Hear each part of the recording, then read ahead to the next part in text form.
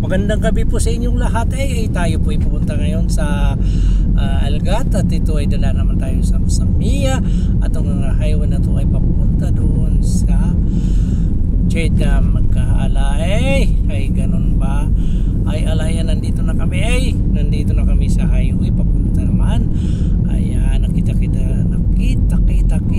natin yung viewing na magaganda din sa Jeddah Road, Makkah Road. Ayan papunta na at diretso. Ayan, alay dandan ay baka ikaw ay sumimplang ayan, ang bilis ng takbo ko ano ba yan, puro ina. Ayan, so diretso na kami niyan, diretso na yan. Ayan yung nakikita natin na yan. Ayan ay Musamia at ay kung saan kami pupunta. Dana muna namin Musamia, tapos Algat, ayan, tapos Aljaw. So ngayon nandito pa tayo sa before Musamia. 600 meters at the roundabout, continue straight. Lang mga kabarangay. Ayan, so nakikita natin kanina nasa Riyadh tayo, city, nasa city tayo ng Riyadh, tapos ngayon malapit na tayo sa probinsya ng Musamia. Ayan, so pagdating naman namin sa Musamia at kami po ay pupunta naman sa Algat. Ayan, so yan na po yung Musamia province. Yung Musamia province ay malapit lang sa Riyadh. Ayan yung pagkaling sa Riyadh, yan yung madadaanan yung Musamia. So ito naman kami pumasok na sa Algat. So Algat ngayon, so punta na kami sa Zaw kung saan kami magluluto ng catering sa Aljaw. Ayan, so ang Zaw po ay parang barangay lang sa atin, from the city to the province to the barangay. Ayan, ito papasok na kami sa Aljaw. Napitang kami papasok sa Aljaw. Nakikita nyo na yung mga daanan dito ay medyo makitid na.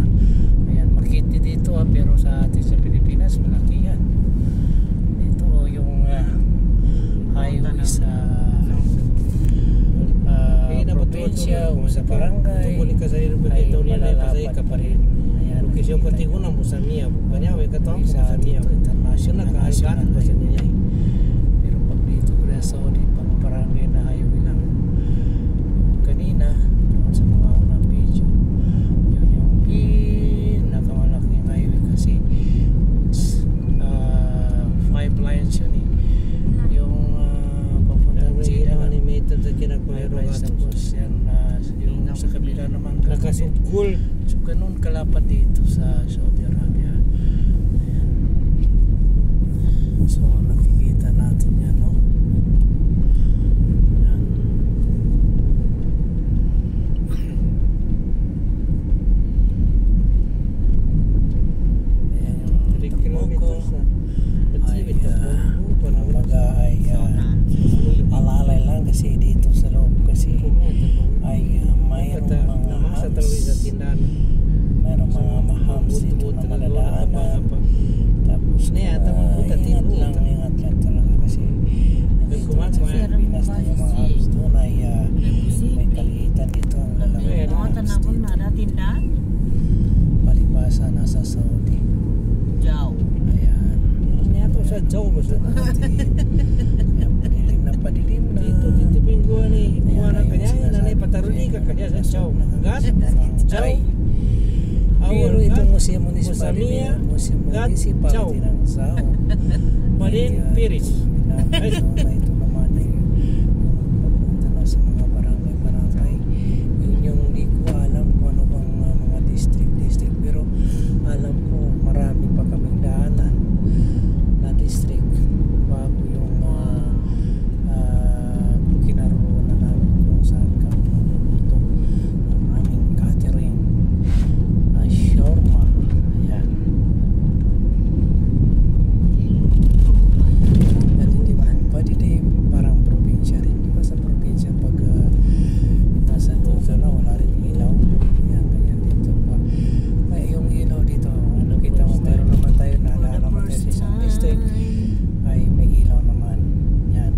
Yan lang yung palatandaan na kumbaga pag ikaw'y nadaan sa district, sa barangay ay may ilaw naman kasi gano'n na yun eh. Yan. So yung sa una na maraming ilaw, yan yung national highway ate. Kaso hindi ko na madadaanan yan. Kumbaga sa kabilang Alam niyo mga guys, ito ay talagang sa libliban na talaga ng Saudi Arabia. Alam mo ba yung dinanaw namin mula Riyadh, natin Musamia, tapos Algad, tapos nandito na kami sa Al-Zaw. Ano na kaya naman ang sunod dito sa Al-Zaw? malapit lang naman kasi nasa 1 hour lang from Riyadh yung biyahe. Kaso lang nasa 1 In hour 500 meters, turn right. ay medyo very tumutapos na sakyan. Medyo mabilis. Hindi pa. Dapat Algat mo din medyo nga laksan dito, yung yung laksan. Ano ka? Medyo bilisan yung takbo Algat mo. din yung sinasabi Kasi mo pwede ka din. naman tumakbo ng Algat din yun. 120, 130, 140. Pero pagdating doon sa dulo, dapat tingnan mo rin kung baga ay pwede kang tumakbo ng Probinsya ng Paunaw nito. Continue for 1 kilometer. Akala ko sa 40 kasi Pilipinas lang yung ganito. lahat ng takbo mo Sa dito Saudi Arabia pala, ay parang Pilipinas. naka-monitor ka ng camera. May camera. Pag nasa probinsya So, ka, probinsya talaga. Dapat talaga Pag nasa na tingnan mo yung barangay ka, camera. Barangay talaga. So tingnan yung Camera mga dyan sa kabarangay. sa Ito eh, mga daanan mo. Ewan ko, Kasi pag sinong chairman dito? ikaw ay nakamera ay Si Chow. Ayun. Si Chow pala eh. depende sa speed. Pag nag-speed ka ng halimbawa nakalagay Kita 120 nyo? naging Saudi Arabia. 125 ka Akala sa nyo, ngayon 150 yun. At saka akala ko rin ha. Pero kung Dahil sinagad kasi yun yung kami 120 ngayon, speed the first tapos naging napadpad dito sa probinsya. Tapos 150 dito ganun. kami sa Bali. So malaki-laki yung multa mo kasi ipapatakan ng Ano kayo 250 papakain kada namin doon. dito mga karo? Pwede yung 1 month. Pag hindi mo yun Sana all. nabayaran, Sana yun ay tutubo all. automatically magiging 500 na yun hanggang kung saan ka magbayad. Yun.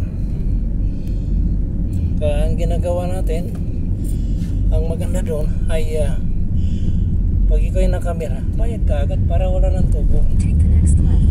Kasi oras na hindi mo binayaran yan, tutubo. Pero isang tubo lang eh. For example, nakamera ka, ito 50. Wait 1 month, Meters, turn pag hindi right. mo binayaran yun, magiging 500 yun. So, dapat bayaran. Ganyan lang ang kung dito sa Saudi. Pero mayroon naman mga signal, yung kumbaga pabala na nilalagay na dito ang takbo mo dito ay 120, tapos meron din nakalagay na pumapabala sa iyo na ito lang ang takbo mo dahil may kamera dyan sa unahan mo. So, 170, mag-ingat ka. 130. Kasi kung hindi ka mag-ingat, talagang ganun ang nangyayari. Dito pa naman sa Saudi, pag ikaw ay may violation, ay hindi ka makaka-uwi ng Pilipinas pag hindi mo bayaran. Kaya mga Lubak-lubak na daan. Bayaran natin Daan-daan. at huwag tayong mabilis-bilis, daan-daan lang para malayo tayo sa aksidente. Sa ngayon, nandito na kami Kita niyo? sa Rap Road. Sa Ayan, barangay kung saan na, walang kami kalsada. magluluto. Mabuti, hindi tapulan Ayan, dito. nakikita nyo, parang Pilipinas na talaga. Akala nyo sa Saudi walang road. Mabuti, hindi kami nagtulak. Mayroon. Ayan, yan na yung kaloob-looban na. Kaloob-looban na. Sabi ko nga, mabuti nga dito walang ulan kung may ulan lang magkahit na kay biyahero na nalubong yung sasakyan niya, sabi pa ng Bisaya ngayon, nalubog sa lupa, sa kalsada, istakan ba Assalamualaikum, madam. kung sa Bisaya pa na istak Your manggod destination is on the right. nagali Madam, ay Bisaya Talag sa mga Ano? sa